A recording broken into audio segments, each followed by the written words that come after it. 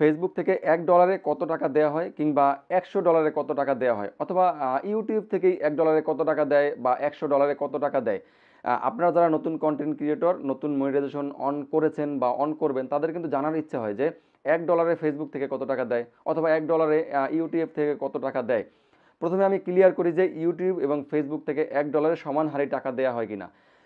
যদি আপনার একই ব্যাংক অ্যাকাউন্ট থাকে তাহলে ইউটিউব এবং ফেসবুক থেকে $1 সমান হারেই টাকা দেওয়া হয়, মানে হচ্ছে ইউটিউব এবং ফেসবুক থেকে $1 একই সমান হারে টাকা দেয়। এখন হচ্ছে যে $1 কত টাকা দেয় আসলে, এই বিষয়টা ক্লিয়ার করার জন্য আমি আপনাকে এইভাবে বোঝাতে চাই যে আপনি ফেসবুক মনিটাইজেশন করার সময় ধরুন আপনি ইসলামী ব্যাংকের অ্যাকাউন্ট দিয়েছেন, তাহলে আজকে যদি ধরি আমি 21 তারিখ, আজকে 21 তারিখ ইসলামী ব্যাংকের অ্যাকাউন্ট আপনার দেওয়া আছে, আপনাকে আজকে পেমেন্ট দেওয়া হবে। তাহলে ডলার রেট, বাংলাদেশে ডলার রেট এখন বর্তমানে 120 টাকার আশেপাশে, মানে ধরুন 120 টাকা বা 120 টাকা 50 পয়সা বা 119 টাকা 50 পয়সা বা 121 টাকা এরকম। তো এটা কিন্তু বাড়ে কমে, এটা মার্কেটের বাজার রেটের উপরে নির্ভর করে। ধরুন আজকে 21 তারিখ যদি এটা 120 টাকা হয়, আগামীকাল 22 তারিখ এটা 120 টাকা 50 পয়সা হতে পারে বা 121 টাকা হয়ে যেতে পারে বা 125 টাকা হয়ে যেতে পারে। আবার কমে গিয়ে 119 টাকা হতে পারে বা 116 টাকা হয়ে যেতে পারে।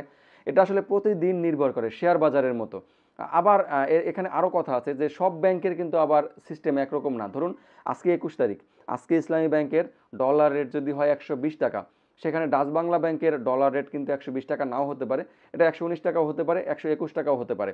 অন্যান্য ব্যাংকের ক্ষেত্রেও সেম, মানে এই ব্যাংকের পার্থক্য হলে এখানে ডলার রেটেও একটু 50 পয়সা 1 টাকা এদিক সেদিক হতে পারে।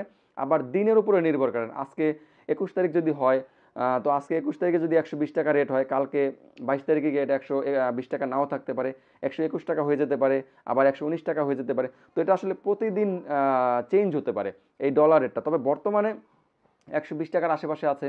তারপরে একসময় গিয়ে এটা আরও বেড়ে গিয়ে 130 টাকা হতে পারে, 140 টাকা হতে পারে, অথবা একটা সময় কিন্তু এটা 70 টাকা 80 টাকা ছিল ডলার রেট। তো এটা আসলে নির্ভর করে যে বাজারে ডলার রেট কত, এবং হচ্ছে আপনি কোন ব্যাংকে মনিটাইজেশনের সময় অ্যাকাউন্ট নাম্বার দিয়েছেন সেই ব্যাংকের ডলার রেট কত। এটা আপনি গুগলে সার্চ দিলেই প্রতিদিনেরটা প্রতিদিন দেখতে পারবেন, যে আজকের অমুক ব্যাংকের ডলার রেট কত। তো এটা হচ্ছে মূল বিষয় যে আসলে ডলার রেট পরিবর্তন হয়, তবে ইউটিউব এবং ফেসবুক উভয়ের ক্ষেত্রেই ডলার রেট কিন্তু এক সমান। আপনি বাংলাদেশ থেকে হলেও আপনাকে যত টাকা দেওয়া হবে, বা ইন্ডিয়া যদি থাকেন আপনি, তাহলে রুপিতেও আপনাকে ফেসবুক এবং ইউটিউব থেকে একই পরিমাণ রুপি দেওয়া হবে।